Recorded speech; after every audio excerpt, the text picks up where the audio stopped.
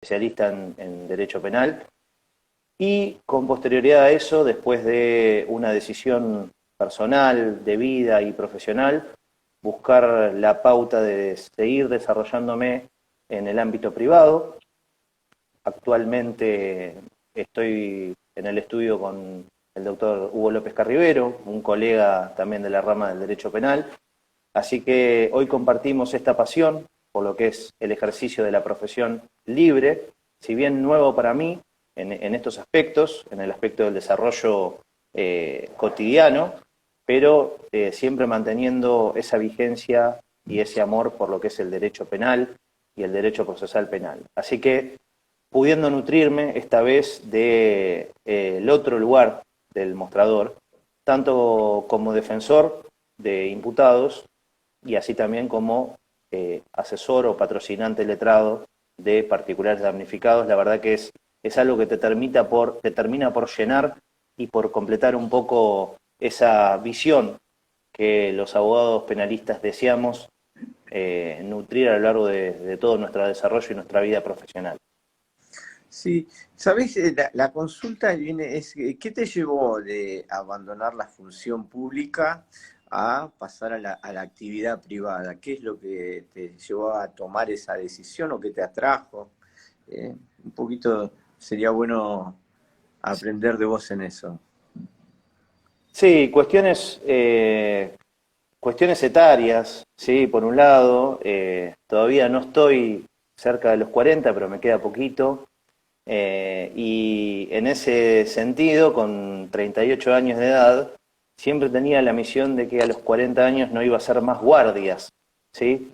Tuve de los 16 años del ejercicio profesional en el Poder Judicial, y esto es una infidencia que la hago extensiva al resto de los participantes del encuentro, como si fuésemos amigos y conocidos. Sí. Siempre decía que luego de hacer 14 años de guardia, con una fiscalía que estaba la mitad del mes de turno, como dije, con competencia general, es decir, que no interveníamos solamente por determinado tipo de delitos, sino por todos los delitos del Código Penal en el territorio de la provincia de Buenos Aires. Fue una tarea bastante ardua y agotadora.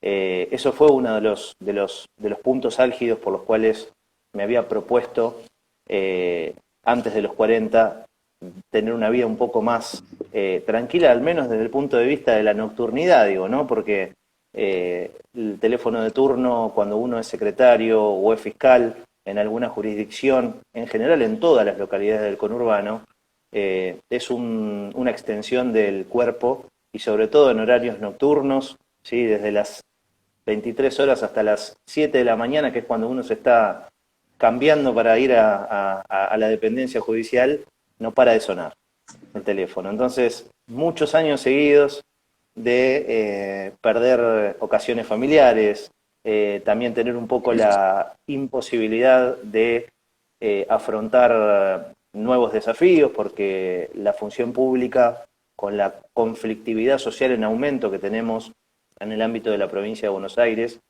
ha hecho cada vez más difícil poder tener tiempos libres, ¿sí? Y esto lo digo desde mi pasado, desde el lugar del Poder Judicial. Y por el otro lado también, otra de las cuestiones que corresponde decirlas, y espero no herir susceptibilidades de mis ex compañeros del Poder Judicial, y voy a ser lo más diplomático posible.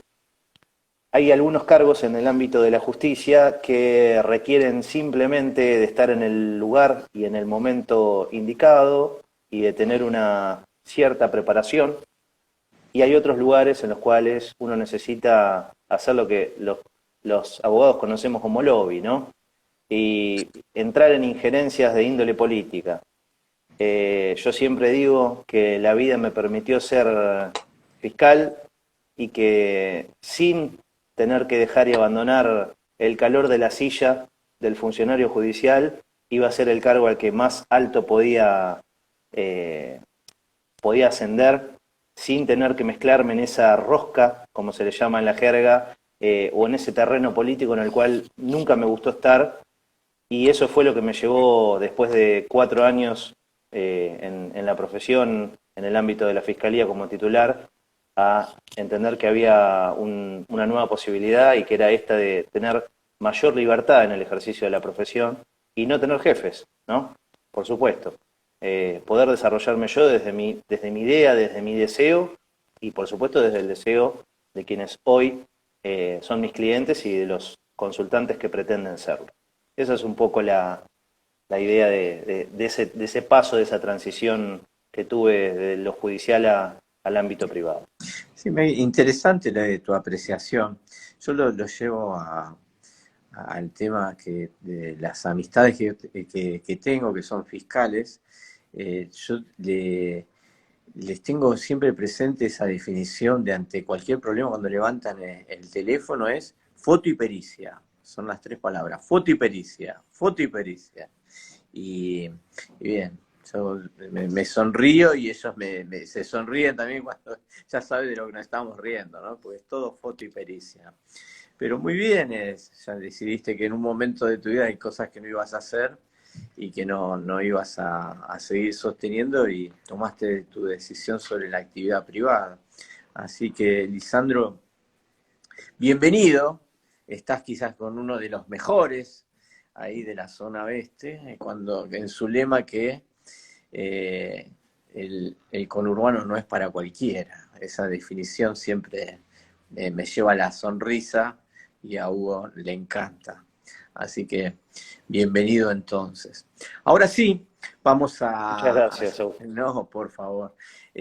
Vamos a comenzar a hablar de las distintas formas en las que puede comenzar una investigación penal, ¿no? El tema de la denuncia por cámara, la denuncia por comisaría.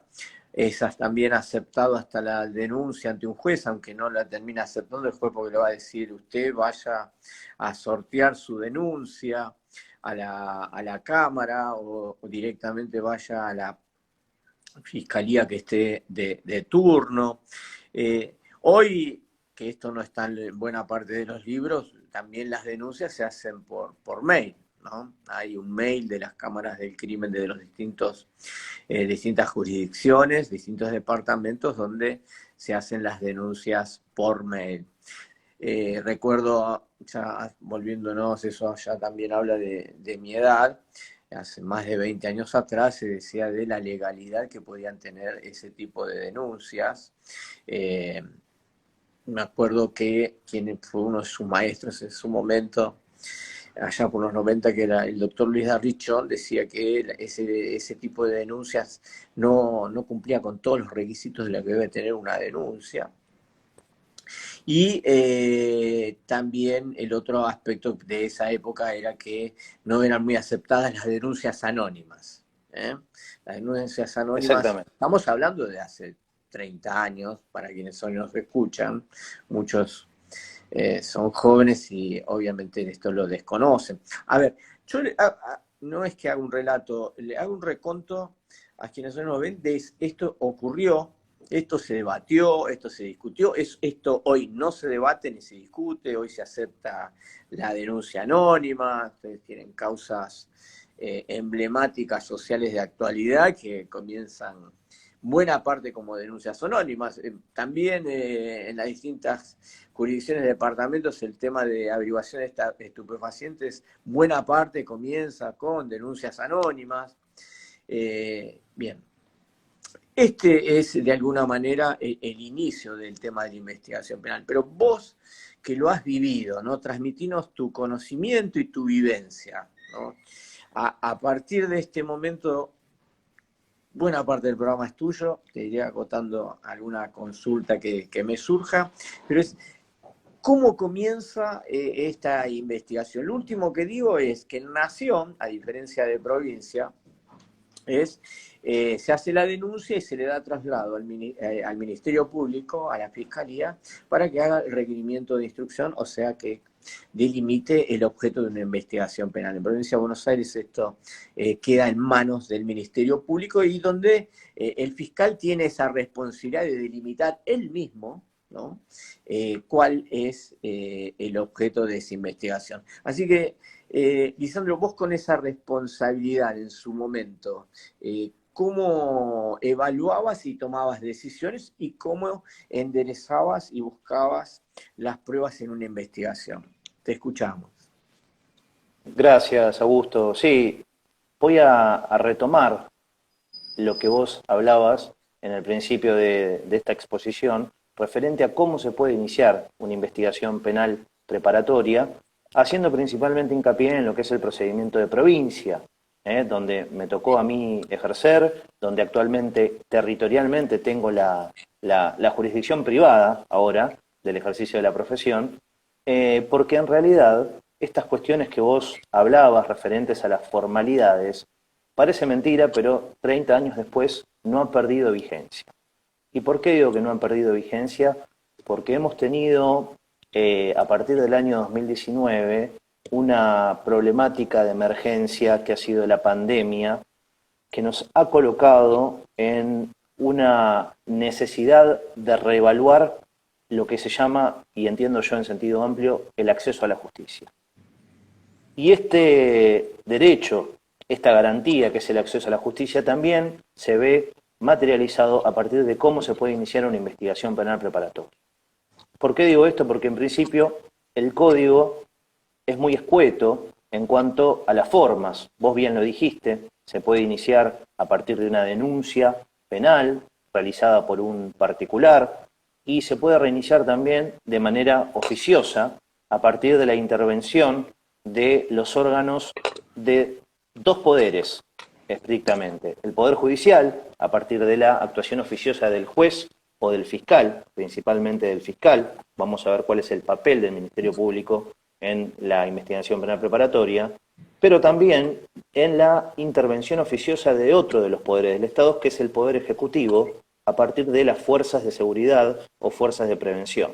Cuando digo esto hablo de las fuerzas policiales.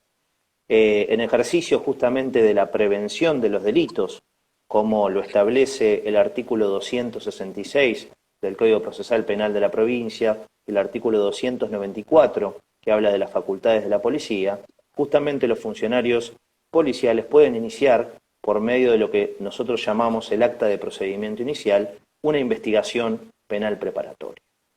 Ahora bien, más allá de estas dos formas de inicio, que son las que están prescriptas por la ley, ¿sí? La pandemia nos ha obligado a empezar a tener en consideración otras formas de iniciación que, si bien están dentro de los marcos de lo que son la denuncia del particular, empezaron a perder un poco esa formalidad histórica a la que hacías alusión vos.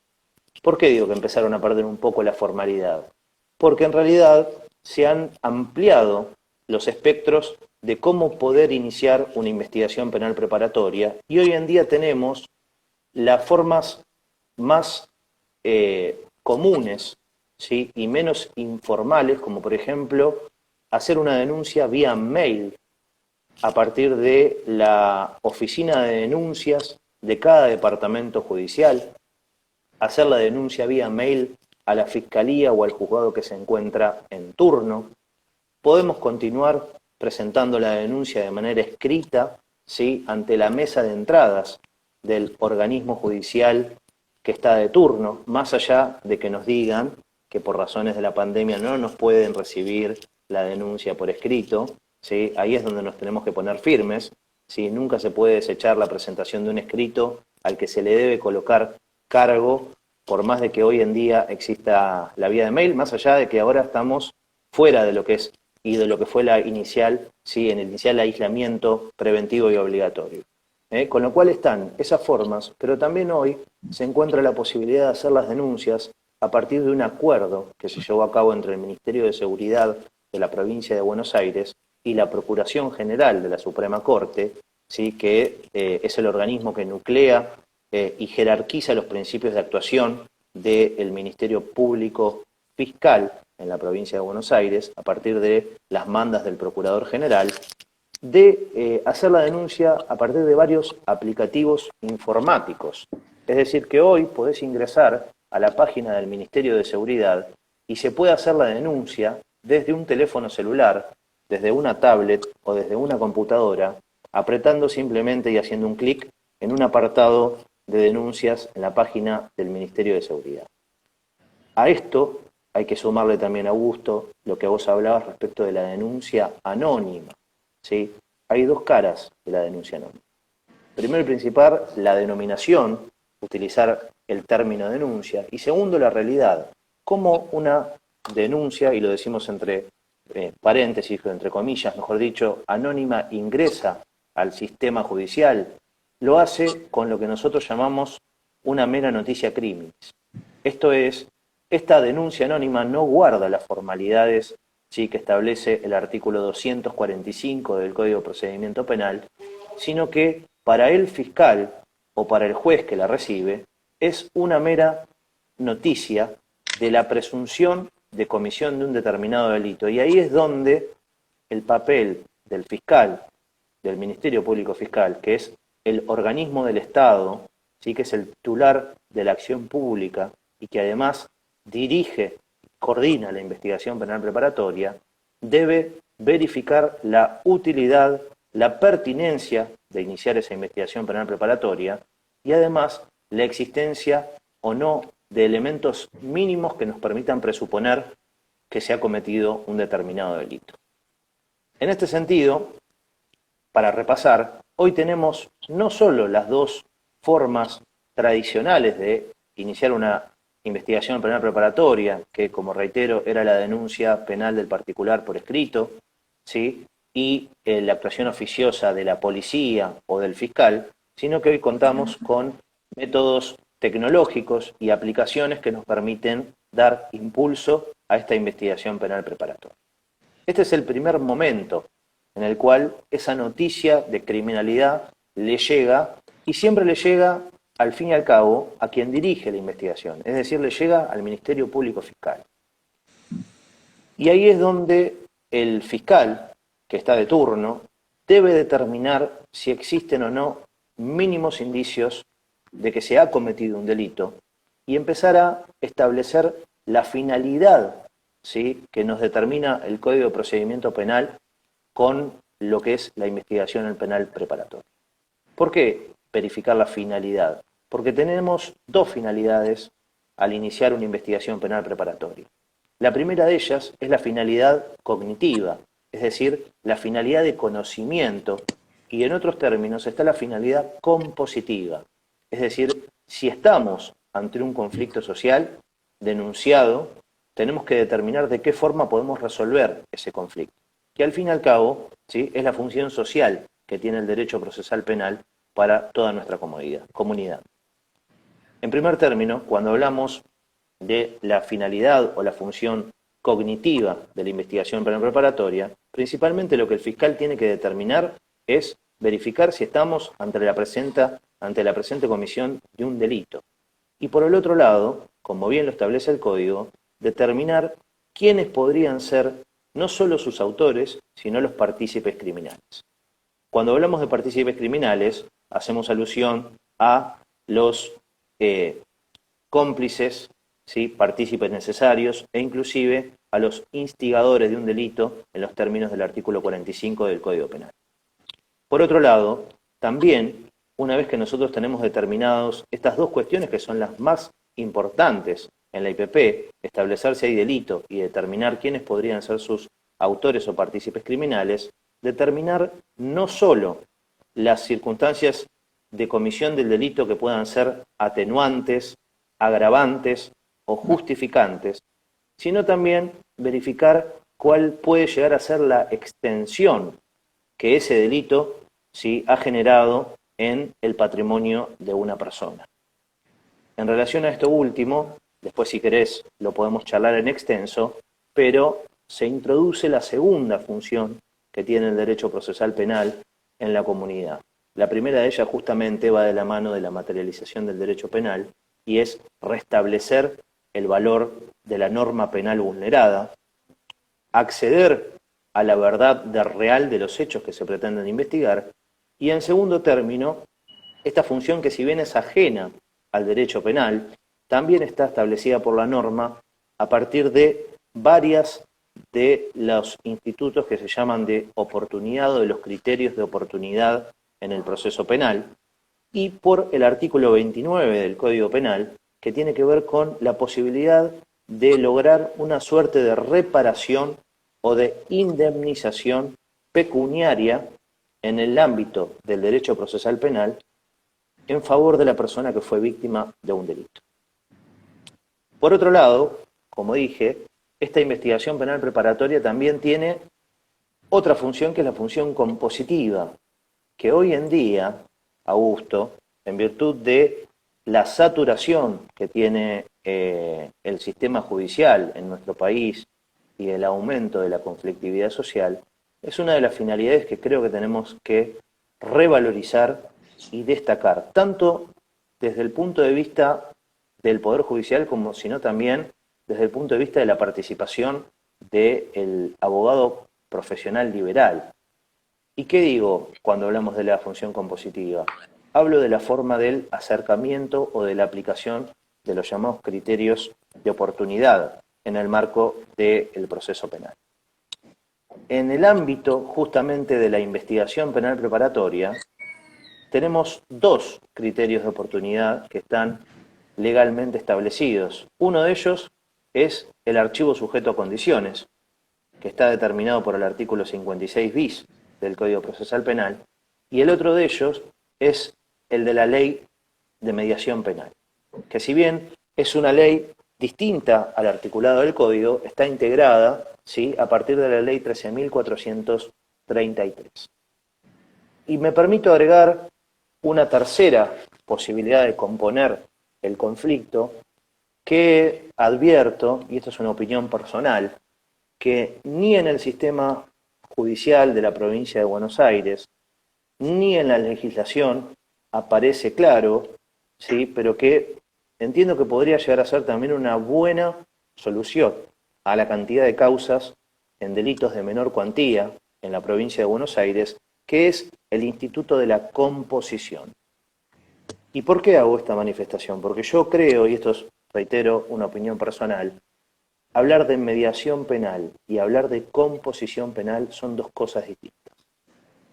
Son sinónimos, pero no son el mismo instituto procesal. A ver, ¿Qué quiero discúlpame, decir ahí con me esto? interesó. Sí, Discúlpame, ahí te debo cómo no. interrumpir un instante. Cuando no hablas del sistema de composición penal, nos interesaría saber cuál sería la definición. A ver, para ampliando también la definición que nos está dando Lisandro, estamos hablando de las resoluciones alternativas al conflicto penal. Eso es una nueva corriente, ¿no?, internacional, es una cuestión también de formación. Provincia de Buenos Aires en eso, con respecto a Nación, comenzó antes, digamos que en eso han sido más progresistas, han creado institutos de formación en el tema de mediación penal, pero como ahí me interesa esto que lo detalles, que es una situación es la mediación penal. Otra situación es la conciliación penal, que son parecidos pero no iguales, y estamos ahora con la composición penal, que me interesaría que también des una definición para qué delito sería y cómo se llevaría adelante. Después ampliaría yo un poco más. Anticipo, ¿no?, que sin haberlo hablado antes con Lisandro, quienes nos ven habitualmente o saben de mis exposiciones, que yo adhiero plenamente a este tipo de resolución de conflicto penal, porque acerca de alguna forma a la víctima, al victimario, y además lo humaniza un poco más. Una de las grandes quejas de las víctimas es que su situación en definitiva no se resuelve, y muchas veces el tema de una condena penal a la víctima tampoco le termina de satisfacer o llenar el mal momento que ha vivido, la situación que tuvo que atravesar, ¿no? Hecha esta introducción, es todo tuyo, Lisandro.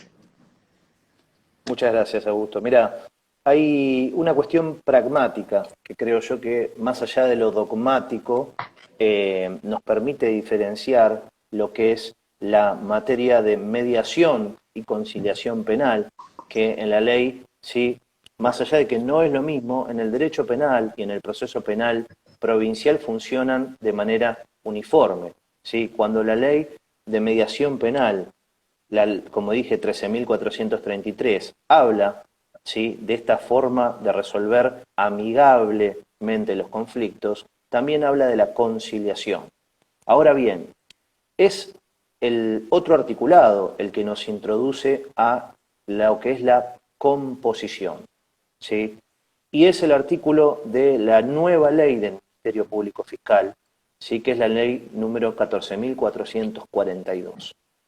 En esa ley se habla de las funciones del agente fiscal. Y entre ese articulado, y uno nunca sabe sinceramente si fue una mera coincidencia o fue intención directa y arbitraria del legislador, se utiliza la posibilidad o el término de lo que es la composición del conflicto. Pero ¿qué es lo que sucede a diferencia de la ley de mediación penal? Lo instaura como una potestad, una facultad que se complementa con el artículo 56 y el artículo 59 del procedimiento penal de la provincia de Buenos Aires, que está en cabeza del agente fiscal. Y ahí es donde nosotros tenemos la posibilidad de entender que la composición es un instrumento de solución de conflictos distinta a la de mediación penal. ¿Por qué digo esto? Porque la autoridad de aplicación, si lo podemos llamar de esa forma, o el organismo que la debe o que la puede llevar adelante, es distinto. En la mediación penal, la ley establece, ¿sí?, la creación de la Oficina de Resolución Alternativa de Conflictos, conocida por las siglas ORAC. ¿Cómo funciona la mediación penal? Tiene una limitación de índole formal o procesal, que es aplicarse solamente a aquellos delitos que no superen la pena de 6 años y a delitos especialmente mediables, ¿sí?, o asequibles de acercar a las partes, como los conflictos familiares, ¿sí?, dejando de lado los delitos más gravosos. Ahora bien, en el ámbito de la mediación penal, ¿sí?, tenemos a un organismo que, si bien funciona dentro de la esfera del Ministerio Público Fiscal, ¿sí?, la Oficina de Resolución Alternativa de Conflictos, no es dirigida por el agente fiscal que lleva adelante esa causa a la que se le aplica el proceso de mediación. Con lo cual el agente fiscal, cuando manda la IPP, es decir, el expediente, a la instancia de mediación penal, y más allá de que, como la ley dice, la mediación penal no suspende el proceso de la IPP y el trámite de la causa, pierde injerencia en el ámbito de aplicación de ese expediente. ¿Por qué? Porque la posibilidad de arribar a un acuerdo amigable lo lleva adelante la Oficina de Resolución Alternativa de Conflictos a partir de un secretario que funciona, en la mayoría de los casos, hasta fuera del ámbito edilicio donde funciona la Fiscalía. El fiscal simplemente se va a noticiar de cuál es el trámite o el avance o el éxito de esa mediación penal a partir de un informe o solicitando a la Oficina de Resolución Alternativa de Conflictos que le indiquen cómo está avanzando ese procedimiento.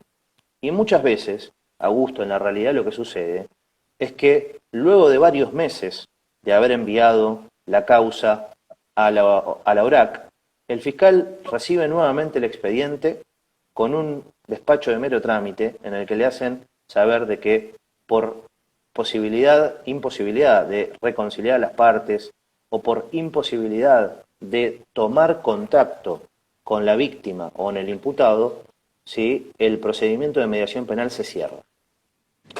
Y este es un grave problema para el fiscal, porque, como dijimos, el fiscal no tiene injerencia alguna en el trámite de la mediación penal. Es un organismo ajeno, ¿sí?, al titular de la acción pública que lleva adelante este proceso conciliatorio. Esto en cuanto a lo que es la mediación penal. ¿Cuál es la diferencia con la composición penal, que es un instituto que, reitero, a mi modo de ver, no está siendo aplicado, pero la ley lo permite entrever como una herramienta nueva y novedosa, ¿sí?, para la solución de conflictos? Puede ser llevado adelante por la propia Fiscalía, en el ámbito de la Unidad Funcional de Instrucción. Y quien la va a dirigir, ¿sí?, va a ser el propio fiscal. Y el fiscal se tendrá que colocar como una suerte de componedor entre las partes. Componedor entre el imputado, que va a tener el asesoramiento, por supuesto, del defensor oficial o de su abogado particular para el caso de que lo haya nombrado, y de la víctima. Y no solamente eso, hoy tenemos una nueva posibilidad de avanzar en la composición, a partir de dos institutos.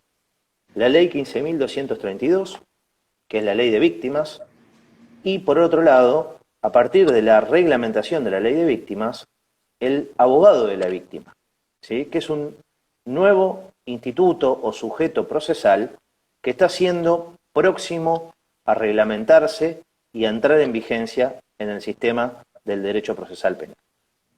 Con lo cual, el fiscal, y en esto vuelvo a decir es una opinión personal, en el ámbito de la composición puede, desde su propia fiscalía, convocar a las partes, escucharlas, ver qué es lo que cada parte procesal pretende a la hora de llevar adelante una investigación penal, e inclusive poder él mismo ofrecer posibilidades de composición en el ámbito de una audiencia que puede ser unilateral, es decir, hacerla primero con el imputado y su defensor, luego con la víctima, y en segunda instancia llamar a una segunda audiencia donde todas las partes pudieran estar presentes, habiendo ya cristalizado, ¿sí?, cada una de ellas, las posiciones particulares y la necesidad de solución del conflicto que pretende cada uno. Y a partir de ahí, poder darle homologación legal a un acuerdo entre partes. Y recordemos que si nosotros le damos aplicación desde la Fiscalía a este instituto de la composición, no estamos creando nada nuevo. Como yo digo, está en la ley del Ministerio Público Fiscal, y por otro lado, también está diseminado a partir de una interpretación armónica de lo que ha buscado el legislador procesal a lo largo de las reformas. Y en esto hago alusión principalmente a dos artículos.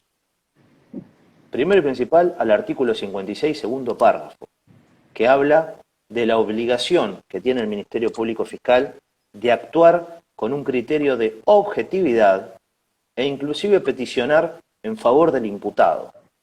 ¿Y qué quiero decir con esto? Que si el fiscal pretende componer una investigación penal preparatoria y poder llegar a un archivo, y eso es más beneficioso para el imputado, no estaría incumpliendo su rol. Justamente estaría cumpliendo el rol de objetividad que le establece el párrafo segundo del artículo 56. Y por el otro lado, en representación de la víctima, ¿sí?, está el artículo 86 y el artículo 87, que justamente habla de la situación de la víctima y de la participación de la víctima en los procesos penales y en todo tipo de procedimiento, ¿sí?, que satisfaga sus intereses particulares en el objeto procesal de una investigación penal. Y sin querer, el legislador lo ha introducido más que nada para los acuerdos patrimoniales. Estos artículos, ¿sí?, estos últimos dos artículos que yo mencioné, generalmente, en el ámbito de la práctica, se utilizan poco. ¿Y dónde es que se utilizan? Cuando tenemos un delito, sobre todo de lesiones culposas, donde aparece una compañía aseguradora que le brinda un resarcimiento económico a la víctima, y generalmente son los propios abogados de la víctima, sean patrocinantes o sean particulares damnificados, y más aún la defensa oficial o los abogados particulares del imputado, quienes se presentan a la Fiscalía, ¿sí?, a la documentación de un acuerdo patrimonial firmado y homologado entre la víctima, ¿sí?, y la compañía de seguro.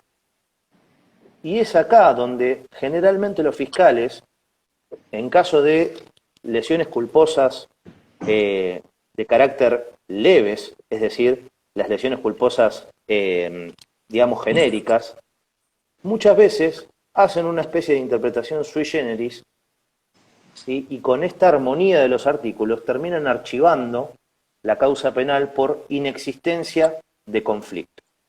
Ahora bien, yo me pregunto, si los fiscales archivan por inexistencia de conflicto solo cuando hay un acuerdo patrimonial de pago del seguro a la víctima de unas lesiones culposas. ¿Por qué no lo pueden hacer utilizando el Instituto de la Composición para otro tipo de delitos?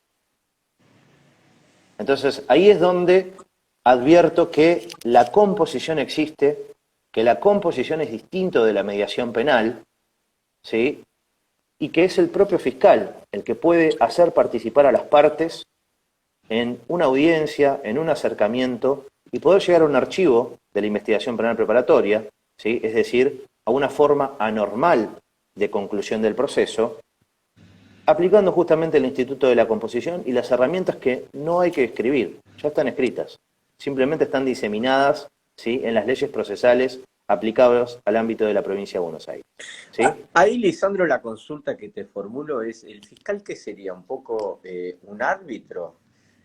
Porque si bien acerca a las partes, estamos intercambiando ideas, yo te digo de las distintas situaciones que se puede plantear, ¿no? O sea, una cosa es acercar solo a las partes y otra es tener ya una participación un poco más activa, por eso digo, potencialmente la posibilidad del rol de árbitro dentro de este esquema. Y después la otra consulta es, ¿esto qué llevaría en cuanto al imputado, a la extinción de la acción o cómo quedaría su situación? Esta es la consulta que te formulo. Bien, la primera de las consultas, Augusto, es muy atinada, ¿sí? Porque justamente el árbitro tiene en lo que es el derecho procesal y por sobre todo en el derecho patrimonial, ¿sí?, que es donde más se aplica, que es una esfera ajena a lo que es el ámbito penal, determinadas características, ¿sí?, que a priori el fiscal no las tiene. Ahora bien, yo creo que esta situación se resuelve desde la siguiente pauta: el artículo 120 de la Constitución Nacional. ¿Sí? ¿Y por qué digo esto? Porque el artículo 120 de la Constitución Nacional, ¿sí?, que es la base de la pirámide invertida en el ámbito jurídico de nuestro Estado de Derecho, establece cuál es la función del fiscal. Y justamente la función es la de representar los intereses generales de la sociedad.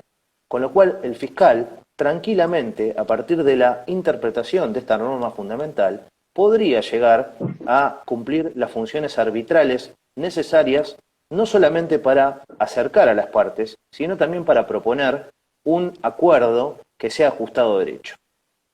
Y ahora bien, ¿por qué de esta manera el fiscal no violaría, a mi criterio, ninguno de los principios fundamentales de la investigación penal preparatoria? Porque el fiscal es el titular de la acción. El fiscal representa los intereses de la sociedad y representa la materialización del denominado ius puniendi, es decir, del poder del Estado de prevenir y de pedir sanción y castigo. Con lo cual, el fiscal que quiera iniciar una audiencia, que acerque a las partes, que las escuche y que pretenda, ¿sí?, sugerir un acuerdo ajustado a derecho, a mi modo de ver, no incumpliría ninguna de las reglas de ética profesional que están establecidas para el Ministerio Público Fiscal. Eso en cuanto a los primeros de los interrogantes.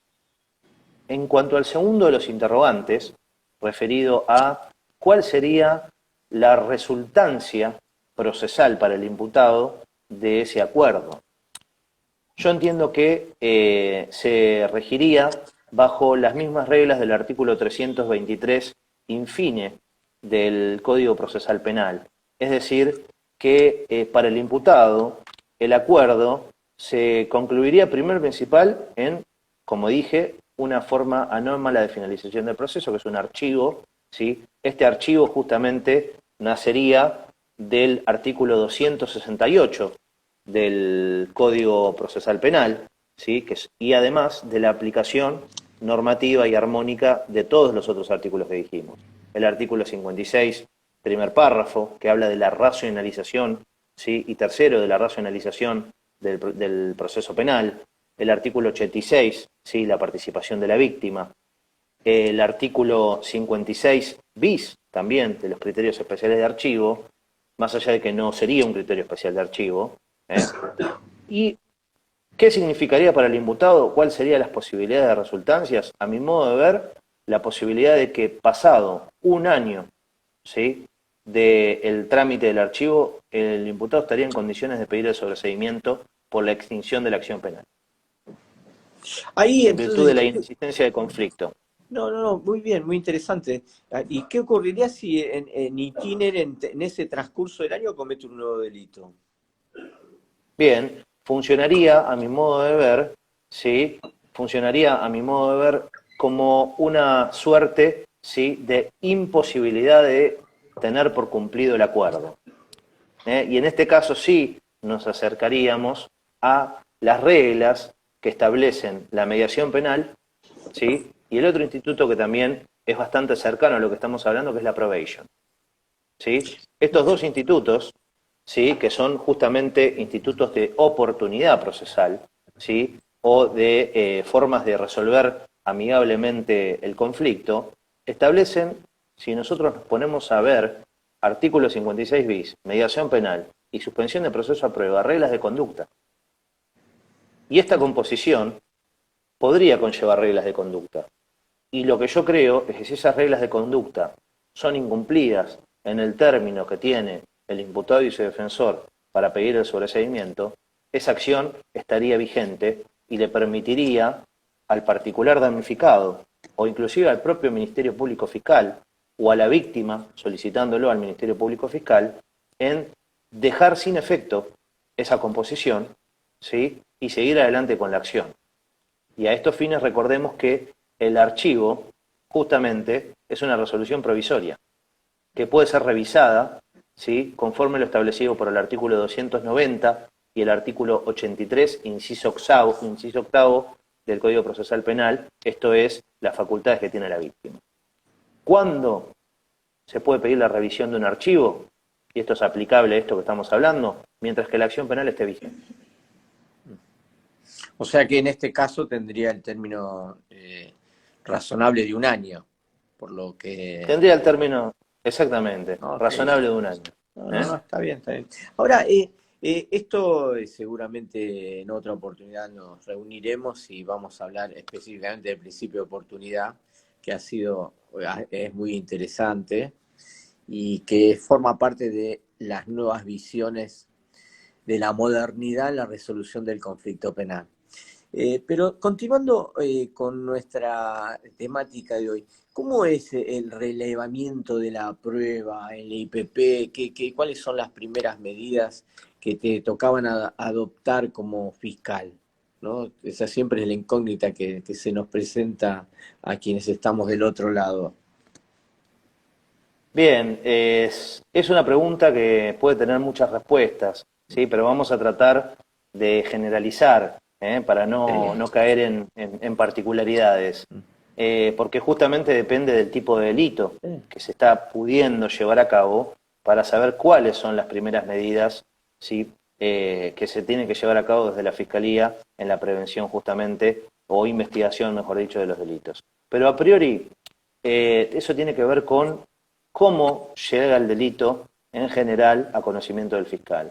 Y en la mayoría de los casos, aún hoy, ¿sí?, yo estaría, digamos, convencido de que estamos en un 50 y un 50, o en un 60 a 40, sigue siendo la policía quien le lleva a conocimiento del fiscal la mayoría de las situaciones delictivas. Y esto, dígame, quizás si estoy equivocado, pero en general, y más allá de esta idea que por ahí tiene la sociedad de que la policía a veces no tiene ganas de trabajar y demás, muchas veces también la realidad lo supera y no le deja otra alternativa que terminar avisando al fiscal de la comisión de un delito, ¿sí?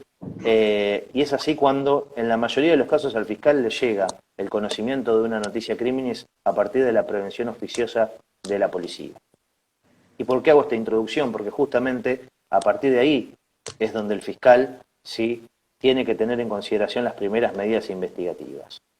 Y cuando nosotros hablamos, ¿sí?, de que es la policía la que nos da aviso de un presunto delito, generalmente estamos teniendo en consideración que existe una situación de flagrancia, ¿sí? Es decir, que el delito o se está cometiendo en ese mismo momento o que cesó de cometerse hace muy poquito tiempo, ¿sí? Entonces lo primero que el fiscal tiene que ordenar a la policía es que preserve, ¿sí?, la escena del delito. No vamos a decir crimen porque si no, como lo dicen las leyes, parece que solamente habláramos de investigar delitos de sangre, ¿sí? Entonces prefiero decir la escena del delito, ¿sí? ¿Qué es lo más importante cuando nosotros verificamos la existencia de un delito? Primero, resguardar el escenario visual y el escenario instrumental. ¿A qué hago alusión con el escenario visual y el escenario instrumental? A tratar de congelar a modo de fotografía cuál es el escenario geográfico con el que se encontró la policía cuando llegó al lugar de los hechos, ¿sí? Y esto, por más de que parezca una obviedad o que parezca una pauta lógica, no lo es. Muchas veces, si los fiscales no le extienden de manera explícita esta pauta a la policía, cuando el fiscal llega a la escena del hecho, está todo totalmente dado vuelta, patas para arriba, y cuando empieza a preguntar, lo primero que se encuentra es con que, discúlpeme, usted me dijo por teléfono que acá estaba la víctima. ¿Dónde está la víctima? No, la víctima se fue a la casa. ¿Cómo que se fue a la casa? Si se fue caminando. ¿O el imputado dónde está? No, el imputado pidió hacer una llamada telefónica, debe estar en el locutorio. Y yo te aseguro, Augusto, que estas cosas pasan en la realidad, ¿sí? Pasan y pasan recurrentemente. Entonces, lo primero que el fiscal tiene que hacer es pedirle a la policía que resguarde la escena del hecho.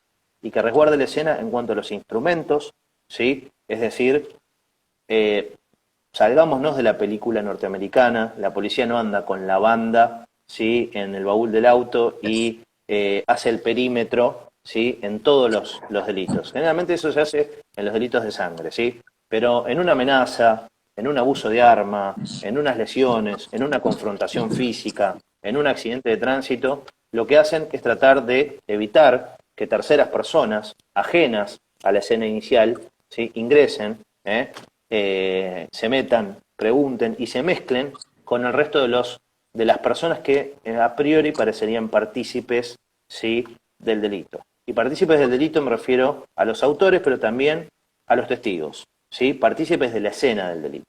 Entonces, tratar de que toda persona que está en el lugar se mantenga en el lugar. Y eso se hace sin necesidad de disponer el arresto, ¿sí? La realidad de los hechos a veces es más flexible que lo que dice la norma.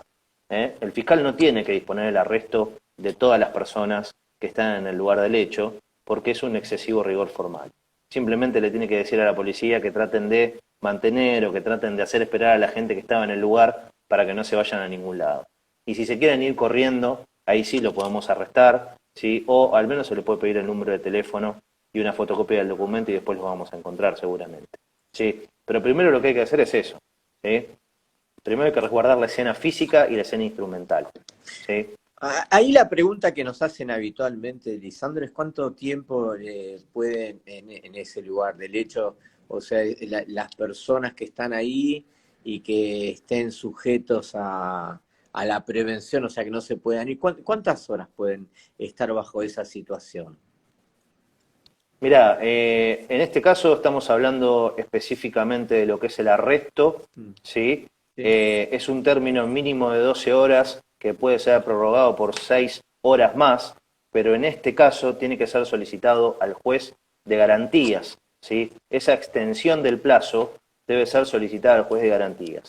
Y me atrevo a decir más, Augusto, más allá de que el arresto, ¿sí?, al igual que la aprehensión, son dos medidas de coerción personal que pueden ser dispuestas, ¿sí?, por derecho propio, por alguna forma así decirlo, por el fiscal.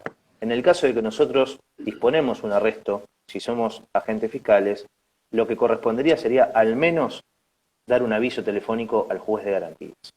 Ahí Porque en te sí tengo que estamos... interrumpir, perdón, Lisandro, aquí esto porque ingresaste en un terreno muy, lástima, nos queda poco tiempo, pero es un, aquí ingresamos en la parte apasionante de esto, es de este cuadro de situación que nos está describiendo muy bien Lisandro, es, bueno, entonces ahí es el fiscal, ¿no? Porque esos son unos temas de debate, ¿tiene la prerrogativa de detener en ese mismo momento, sin avisarle al juez de garantías? ¿Bajo qué circunstancias? ¿Cómo? Un poco nos puedes aclarar, porque buenas partes de las personas, los ciudadanos, discutimos, si querés, este tipo de situaciones. Te escuchamos. Bien, bueno, ahí justamente entramos en las distintas medidas de coerción, ¿sí? Como nosotros hablábamos recién, Augusto, una cosa es el arresto, ¿sí? El arresto sí lo puede establecer el fiscal, por derecho propio y sin necesidad de una convalidación del juez de garantías. Yo hice la mención de que si nosotros somos más papistas que el Papa y no queremos tener ningún tipo de control o de pedido de habeas corpus o de presentaciones de la defensa, el fiscal, con un solo llamado telefónico de dar aviso de que tiene una persona arrestada, el juez de garantías, ¿sí?, ya se da por satisfecho y evitamos cualquier tipo de medida de soltura de el abogado de esa parte que está siendo arrestada. Ahora bien, el arresto no es solamente para los imputados o de los partícipes criminales, sino también para aquellas personas que pueden llegar a ser testigos del evento que se está investigando, ¿sí? Esto lo dice claramente la ley y es justamente una medida para tratar de que se nos vaya y que se nos fugue la posibilidad de aclarar el panorama delictivo, ¿sí? Ahora bien, para que haya un arresto, el fiscal no tiene que tener en claro a quién está privando de su libertad. Y ahí vamos a la cuestión, ¿sí? Porque tampoco el fiscal puede hacerse el pillo, y permitime utilizar este No, está bien, término, muy bien, muy bien, muy bien. y utilizar la figura del arresto sabiendo que está privando la libertad al imputado, o al posible imputado, y no a un testigo, ¿sí? Entonces, ¿qué sucede? Vamos a la segunda posibilidad de medida de coerción personal, que es la aprehensión. Y la aprehensión, ahí sí, está en cabeza del fiscal. La aprehensión puede ser hecha por la policía también, pero inmediatamente tiene que dar aviso al fiscal. Y la aprehensión es solamente la forma de privar precariamente de la libertad al imputado o al sospechado del delito que se está investigando.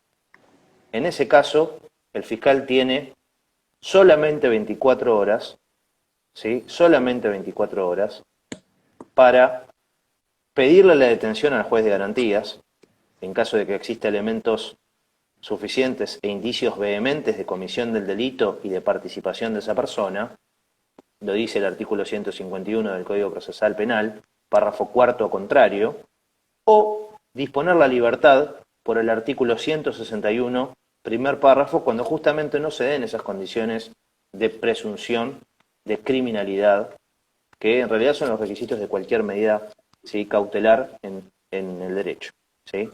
No, está bien. Ahora bien, Sí, te perdón, escucho, Augusto, sí. te escucho. Sí.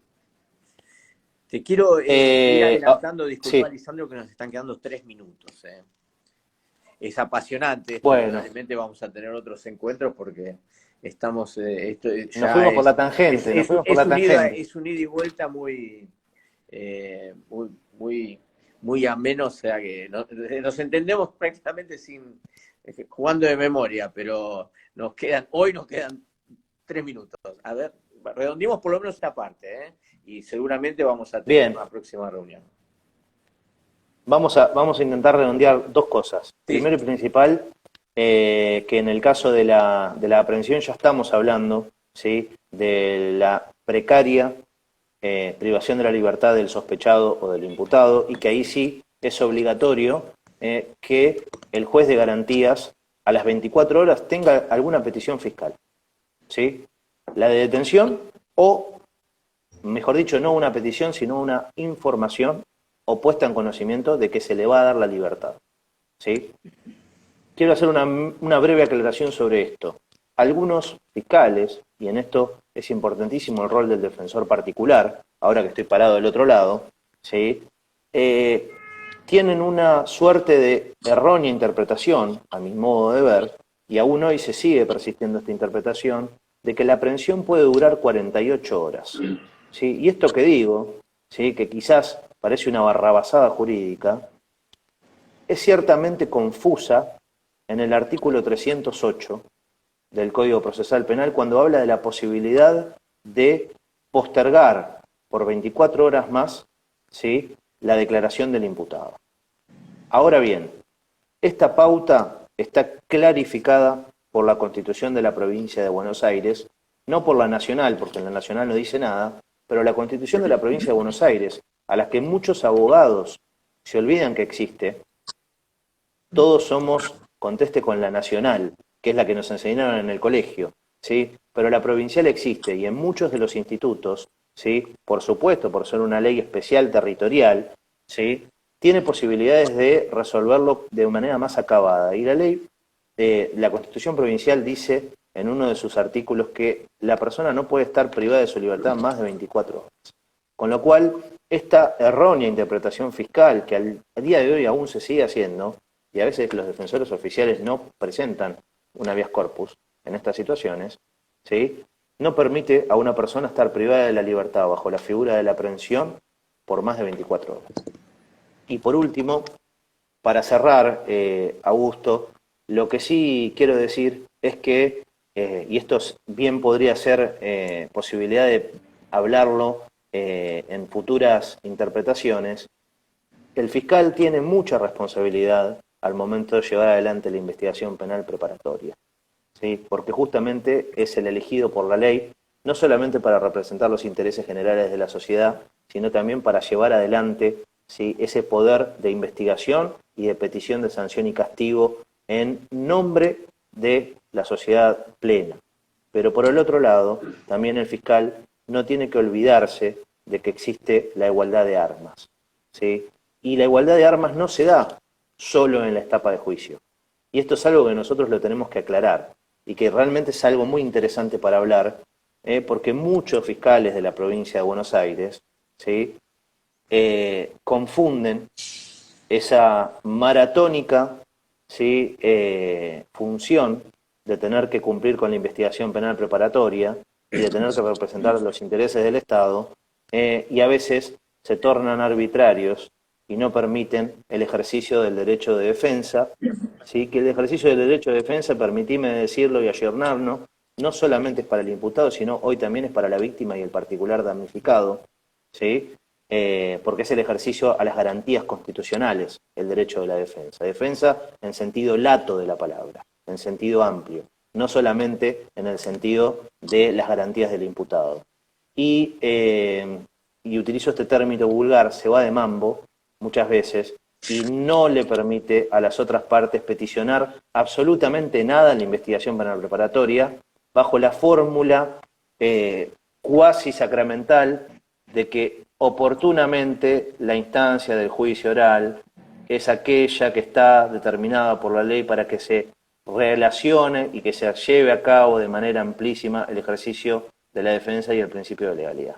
Esto es algo que estoy totalmente en contra. No, ok, yo coincido plenamente con lo último que decís. Yo siempre vengo diciendo que, o sea, vos estás expresando la modernidad y la adecuación correcta a los derechos tanto del imputado, la de la víctima, el rol del particular damnificado que nos va a llevar en próximas reuniones. El tema del principio de igualdad de armas lo comparto plenamente. Es un tema sensible, ¿no?, porque uno habla del principio de igualdad de armas y el Ministerio Público ya es no empezar bien en un encuentro jurídico, ¿no? Pero realmente, Lisandro, nos hemos pasado de tiempo hoy. Esto ha sido muy armonioso, espero que te hayas sentido cómodo. Vamos a tener otras reuniones. El principio de igualdad de armas es un tema más por demás interesante. También hemos dado los primeros pasos de cómo se inicia una investigación penal y que eso desde la visión del Ministerio Público por alguien que ha sido fiscal y también dentro del rol del abogado de la matrícula que debe velar por las garantías dentro de esa investigación. Lisandro, no nos queda más que agradecerte plenamente tu tiempo, has sido muy claro en tus expresiones. Sana envidia te tengo con el recordatorio de los artículos del Código Procesal Penal de provincia, que yo tengo muy grabados lo de nación, pero lo de provincia me reconozco que me cuestan. Así que te tengo sana envidia en ese aspecto.